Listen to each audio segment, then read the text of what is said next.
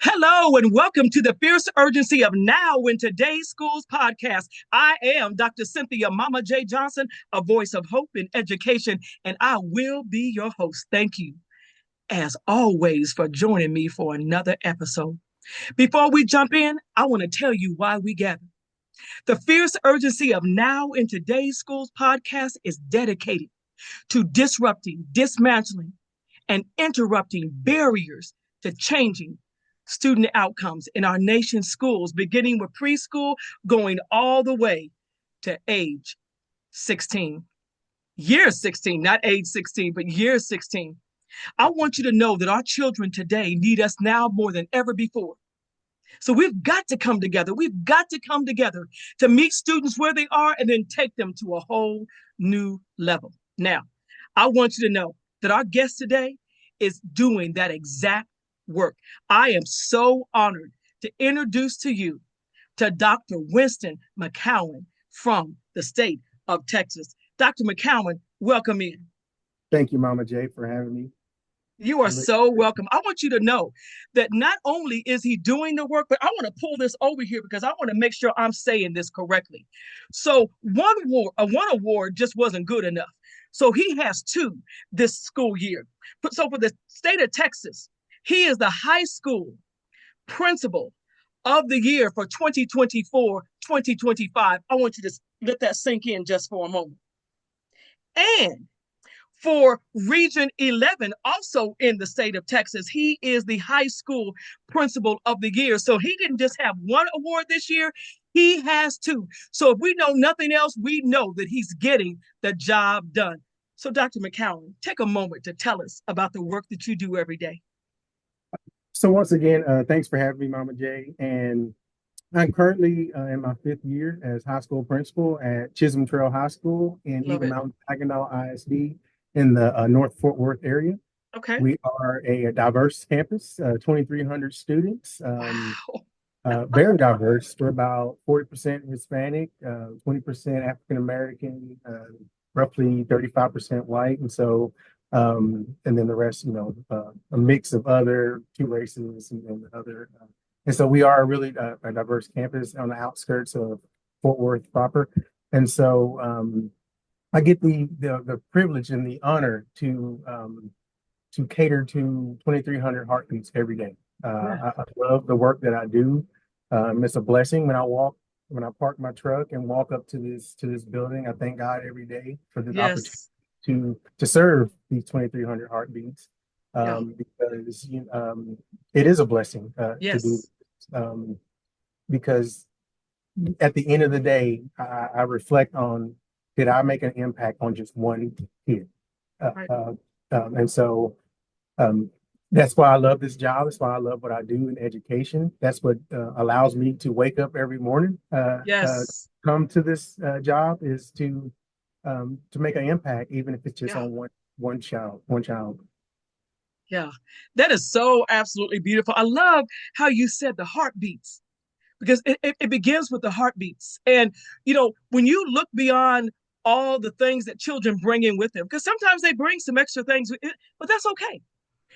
I heard people talking about, well, sometimes kids do things that's just wrong. That's all right. They're kids. Yeah. They're supposed to make mistakes. It's when the grown folks starts making mistakes that's when I really get concerned. Okay, so Yes.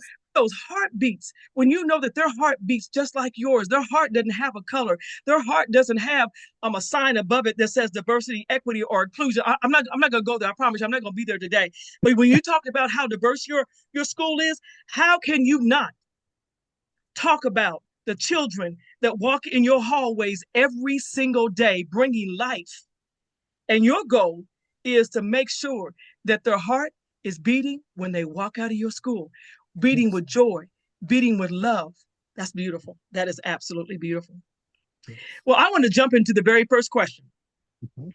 The first question that I want you to answer for me is, why do you do the work? What brings you to it? And what keeps you doing the work? So my why is that it's embedded in me, and that I'm a servant leader. It's others before self. I've Yes, always yes, been that way. I think it was into me from, my parents and the service that they did and what they did when I was growing up and when they were in the ministry and also in education. And so they modeled what that looked like. And so right, I knew, that was something that was instilled in me that, it's we're in a people business right, and right. it's about doing what's right about Hmm. towards people and for people. Right. And so I got into this business. Initially, I didn't want to get an education. I have a bachelor's in psychology, and I wanted to work in the prison system. I thought I was going to Right. be a psychologist.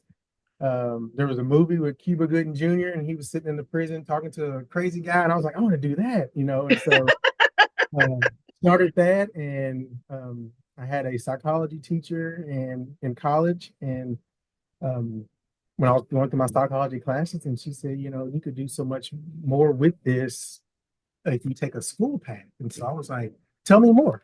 What does that look like? And so initially I was a school psychologist. I did Right. school psychology for 2 years. Okay. I had the privilege to, while I was doing school psychology, I was back home in Mount Pleasant in East Texas, and I was on the campus with my mom when she was elementary principal. And I remember walking through the cafeteria, and she's in the cafeteria, and she's walking around amongst the tables, and the attraction that she had for the kids, they were just Yeah. like, I was like, wow. I was like, I want to do that. I want to make a Yes. big impact Yes. for all the kids. Right. And so went back to school, got into administration, and the rest is history. Yeah. Been in administration ever since then. 17 years, 22 years in education, and it's been a journey. God has Yeah. blessed me through this whole process from being assistant principals to being a middle school principal in East Texas to coming up to the Metroplex and being a high school principal and to where I am now. I aspire to be a superintendent, and I know the good Lord's not done with me. And so here we are. I love it. I love it. For I know the plans I have for you. I'm just going to leave it there. For we're going to hang our hat on Jeremiah 29:11. I Yes. love the fact that you thought you had a different path and you thought you had a different journey, but it was already in your DNA. Somebody out there say DNA because you told me earlier that before we started recording that your mother and your father are educators. I believe your sisters are educators. Yes. Yes, Yes. yes, yes. It's already in your DNA. So when you were thought you were running away, are going to go do something else. It was just pulling you back in closer and closer and closer. And what you thought your mom, when what she was doing was just so phenomenal, that was just God orchestrating. I'm going to give him this experience. I'm just going to let him see what can really, really happen. So that is your why. And that's what keeps you going. That's what Yes. keeps you moving forward every single day. And even regardless of all that's going on in education right now, that keeps you grounded. And I always say, a why is part, but we got to have some action and things with that as well. That's just like that word back there behind me, the word hope. I know you see it back there. That's my Yes. word. If I had to hang my hat on something, it's hope. Hope is not a strategy, it is an anchor. Mhm. And your why is you being able to make relationships and build relationships with students and making sure, as I say, this is my words, that they're fully equipped. Yes. When I served as a high school principal, a high school teacher, even a middle school principal, I wanted to make sure that my students were fully equipped to be able to go out and navigate the world. I wanted them to be successful right now, but what are you going to do tomorrow? How Right. are they going to be 2 years from now, 10 years from now, 30 years from now, and in some regards, 35 plus years from now. So I'm going to jump to our next question because you've taken it out of the ballpark with that right there.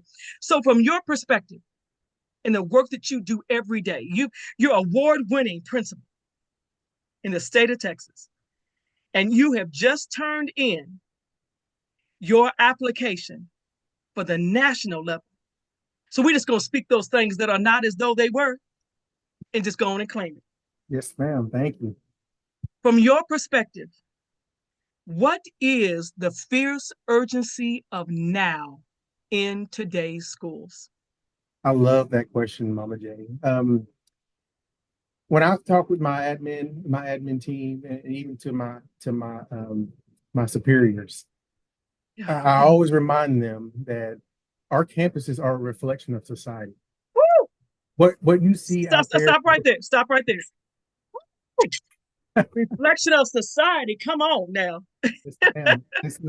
And so when these 2,300 heartbeats walk into my building, Yeah. first and foremost, each door in this building has been anointed. Come on There's now. not a Well, door, well. not a door you don't see where there's a cross. There's a cross above every single one of these doors, Right, doorknobs, every right, year. Do it. right, Is because we're going to be barrier free. right. There's Love it. no, I eliminate the opportunity gaps. Right, right, Um, if you are living in poverty, you still have access to this AP class. right, right, There's no barriers.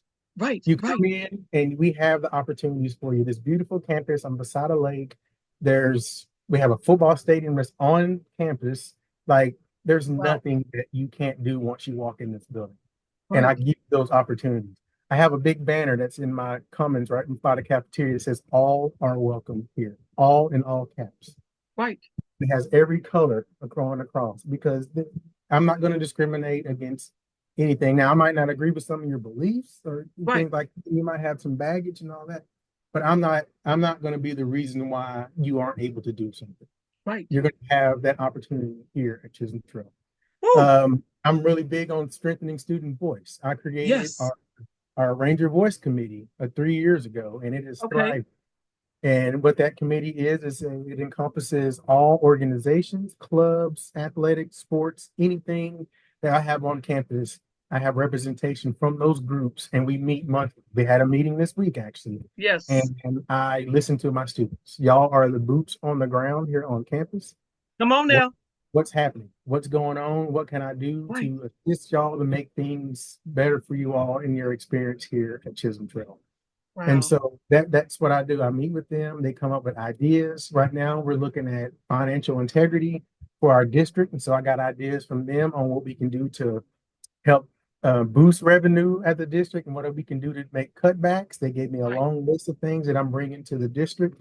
And that's the voice, it gives those Yeah. kids opportunity to have input and say in their educational experience. And then Yes. I'm big on enhancing our social emotional because again, with society, our Right. kids they're struggling. They can't Right. cope. They're lacking Right. coping skills. Right. Um, the vulnerabilities. They don't have the skills that they need with this generation to cope with the things. They don't have the tools in their tool belt to cope with what's going on with society and Right. school and things like that. Right. And so I ensure I provide opportunities with counseling, both adults. My teachers are in the same way. I still have some Yep. Gen Xers, Gen Z Okay. generation.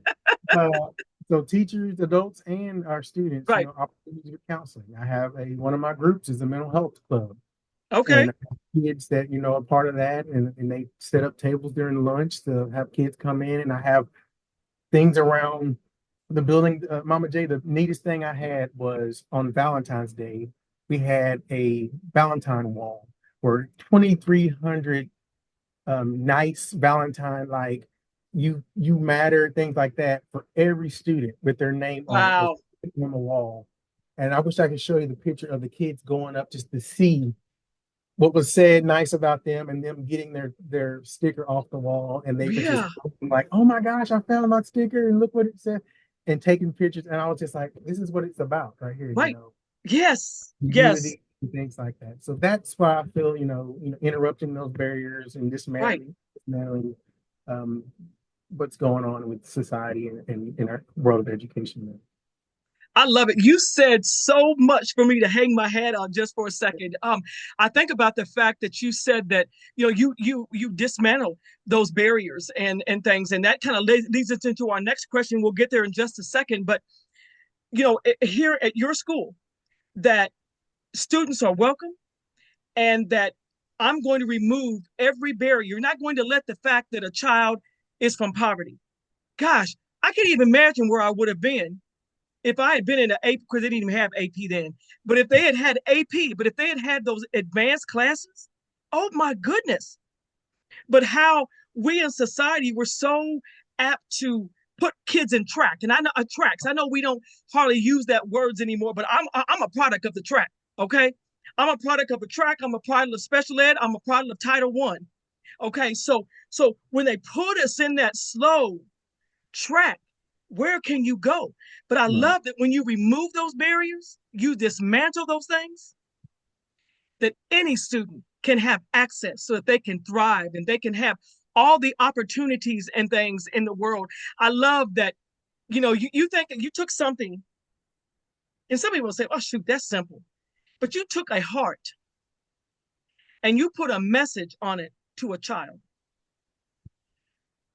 There's going to be more than one student that's going to keep that message. Oh, yes. And to be able to thrive, somebody's going to put it inside their notebook. Somebody's going to put it on their mirror at their home. Somebody's going to put it on the refrigerator. Somebody's going to put it somewhere. Somebody's going to hang it up in a teacher's classroom. So when I come to that classroom every day, I can be reminded. It made me think of something years ago when I very first started teaching. I received this envelope. The student, at that time, I taught special education. I taught special ed half of the day. Then I taught speech and debate and drama and things the next half of the day. But the student brought this envelope. He had dropped it off. He was leaving our school. And they said, Miss Johnson, here's an envelope for you. And I took it, and I could tell that something was broken inside of it. I was like, okay, what is this? So I opened it up and I put the contents on the counter, and it was puzzle pieces. And I thought, what is this? So I put all the little pieces together. It was a small puzzle.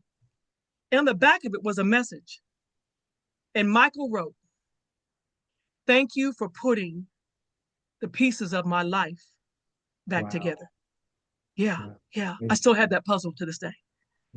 So just like me as a teacher, keeping those things, those hearts, that's going to transform somebody's life. You don't even know it, Dr. McCowan, but somebody's going to come back. Oh, yeah.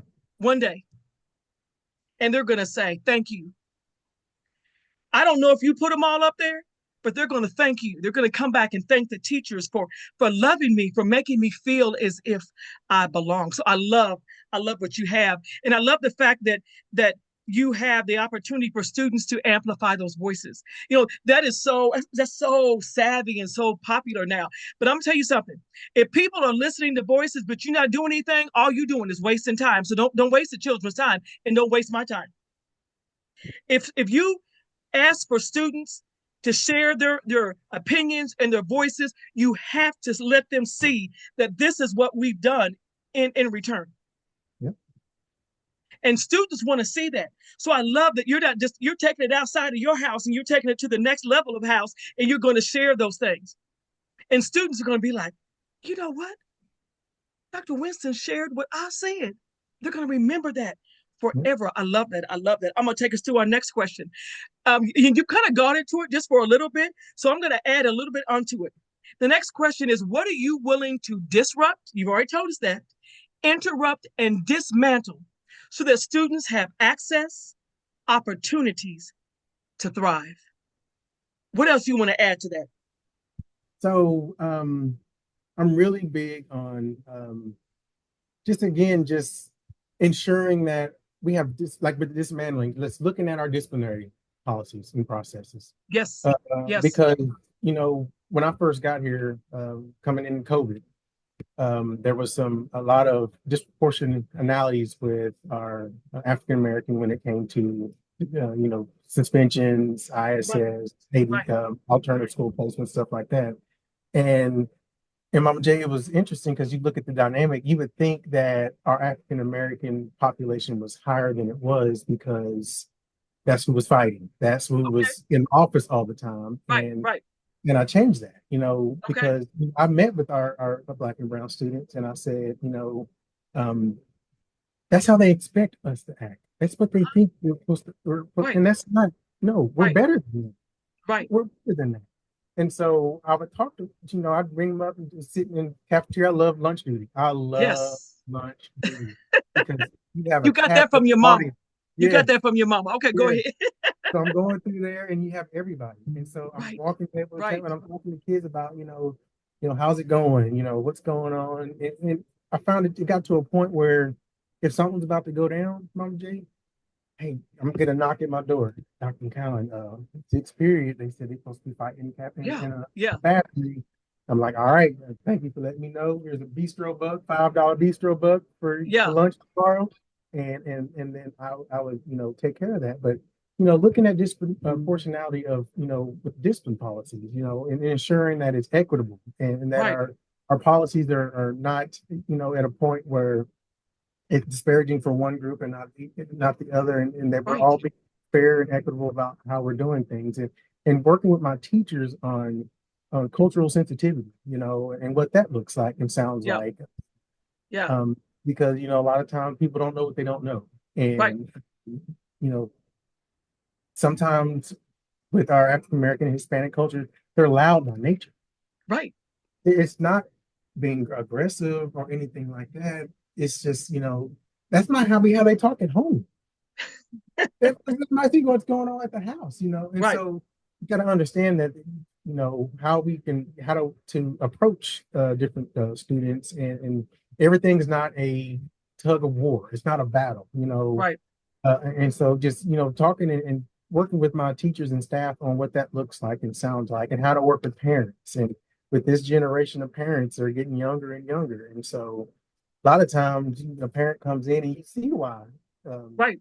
John's acting like he is, because mama's in that office acting the fool as well. Right. And so, You're exactly right. And you often find that not only are you teaching the child, but you're also teaching the parent.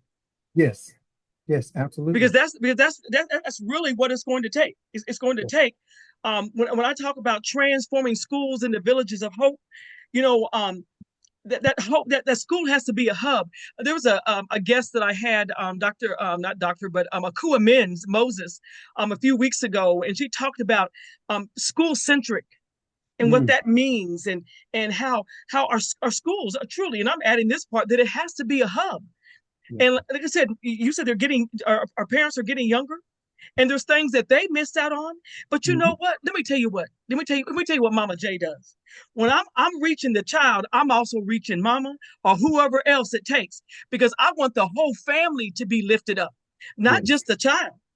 I mean, I Yes. want the child to be successful. But when the family sees that, wait a minute, she can read, she can do this, she can do that, and and it begins with, just like you said, it begins with having those affinity groups and Mm, bringing our Black and our brown children together, whether they're African American or whether you have Hispanic, Latino, or Mexican children, all working together, but learning and looking, okay, so this is your discipline data, this is your attendance data, this is your academic data.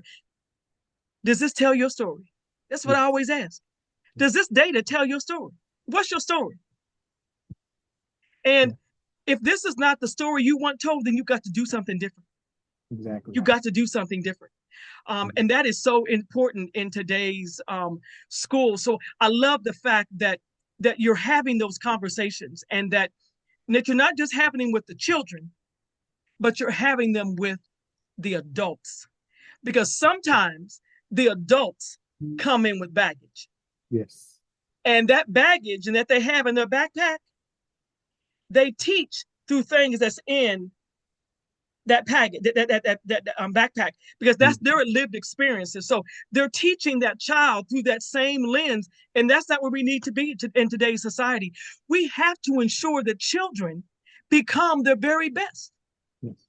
I Meet didn't where get they the are. nickname Mama J because it was something that was cute. I mean, I had that nickname all the way back. I was just going to turn 22, and I'm like, I don't want to be, who's Mama J? But it was an endearment. And here it is, all these years later. It is Yeah. an endearment. So I want to ask you a question Mhm. that you may not even be aware of right now, but I want to know, what is your call to action? If you are talking to a group right now, what is your call to action as it relates to the fierce urgency of now in today's schools? Oh wow, that's a good one, Mama J. Yes, It's yes, yes. I put a twist in there. yes, yes. Um, again, with the reflection of a society to a campus, it's about just creating a culture of accountability. You know, Uh-huh. it's again, we're in a people business, and Uh-huh. so meeting people where they are, meeting students where they are, um, bringing them to the table, bringing the community to the table, because this is a village, and raising these kids and doing what we got to do to make sure these kids are successful. We're raising a village, and Right. it takes a village to raise a village, and Exactly. so this is not about me. I was in church, and the pastor used to always say about the church that he was in, "There's no big I's or little U's," and that's Come what on this now. That's that's what good. this is about. There's no big I's or little U's. Yeah. I know your word is hope. My word is faith. Come on And now. so I'm big on, I did a sermon on this. For anything impossible, trust him. Faith. Come on. For I like anything that. I like impossible. that. And so I'm big on walking by faith and just bringing the constituents to the table, because it takes a village to raise these kids and to get them where they need to be Yeah. successful, productive citizens in society. And that's the main part of it. Is we want our students to thrive, to be successful, to be employable, and Yes. succeed. And it takes us all. It's not me. This is not my admin team. This is not Chisholm Trail teachers. This is parents, students, everyone at the table, working together for the common cause, is for the success of those 2,300 artists in the building. I love it. I love it. You're talking my language. Because when you start talking about a village, I get excited because for years I've used the terminology transforming schools into villages of hope. And I ask people, um, people always say it takes a village to raise a child, and it really does. But then I ask people, have you seen the village lately? Hmm. Have you seen the village lately? In many ways, the village is insane. There's more hate than love, there's more poverty than wealth, more people giving up than giving in than those who keep trying. The village is insane. So, what do we have to do to make that insanity into a village of hope? And in a village of hope is where students find success. In a village of hope is where we meet children where they are. We do not keep them there. Yes. They can't be at the same place at the beginning of the school year where they started. And when they get to April and May, they cannot be in that same spot. If they are, we have committed something that is not good. About growth. Right. We've got to do something different. I remember somebody said to me years ago, they said, Mama J, you use the word got to. Some people may be offended. It sounds so forceful. Got to. I'm going to say it again. We've got to do something different. We can't keep doing the same thing and expecting different results. We've got to prepare today's youth while they're in school for where they're going in the future. So I think about a guest a few weeks ago that talked about real world learning. That's in a village of hope. That's an example of the community coming together and supporting children to go out into the workforce. I think about those that are in STEM and those that are using different skills to prepare children. That's what it takes. But I love what you said earlier in this podcast. You talked about those social emotional skills. It's one thing to teach a child how to they go to school to become a plumber, okay? But I've got to know some social emotional skills so I can keep my job. Yes. I've got to know how to speak to someone. Yes. I've got to know how to communicate. I've got to know how to make decisions. I've got to know some conflict resolution skills. I need to know some restorative practices on how to bring people back together when we're at odds and not come back together in fist and Right. fighting. So those are the type of skills, excuse me, that we have to have in today's society that our children need to have. Anything you want to add to that? You're right on. Conflict resolution. How do we, it's okay to agree to disagree and not come to fisticuffs. Right. Like, um, The cup, I love Mama that. J, it was the craziest thing. I remember coming back out of COVID when kids had been at home 18 months. Oh my goodness. First day of school, fighting. And I asked them, "Did you even know who that was?" And they said, "I've never seen that person in my life." And I'm just like, and you're fighting? Y'all are having on the first day of school? Wow. And Wow. you were as a society. Yeah. And so conflict resolution, like you said, restorative practices. I'm a trainer in restorative practices. I love it. I love it. I enjoy, getting people to the table and working through conflict. And again, and not coming to fisticuff because it doesn't Right. have to. It's okay to agree to disagree. And Right. so, yes, I That is totally agree. great.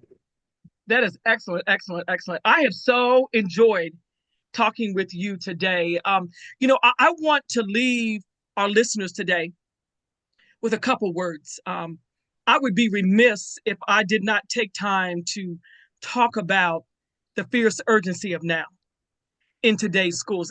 The fierce urgency of now, those are not my words. Those are words that came from Dr. Martin Luther King Jr. in his I Have a Dream speech. So I want to give credit where credit is due.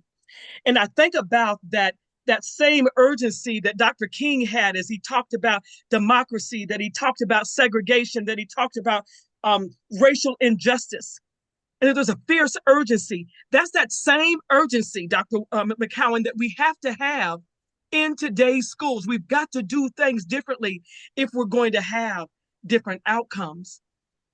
I think about so many places that we see that are places of despair. And you could even say villages of despair. Our schools can't be that way. Our society can't be that way. We have to come together to ensure that our children have hope, that our families have hope, that society has hope. I don't really care what other people do. I'm going to do what I know to do. And people may say, she's stuck on that word. She kind of crazy. That's all right. Because I'm going to sing about it. I'm going to talk about it until we get it right. Those heartbeats are our responsibility every single day when they walk in our schools. So I'm going to say this, Dr. McCowan, thank you once again for coming and joining me on this very important podcast. It's a call to action to do something differently. It doesn't matter if it gets dark. It doesn't matter if the lights go completely out. I'm going to let my light shine. Yes, I'm going to let amen. it shine. I'm going to let it shine. Dr. McCowan, thank you so much for joining me on the fierce urgency of now in today's schools. Thank you, Mama J.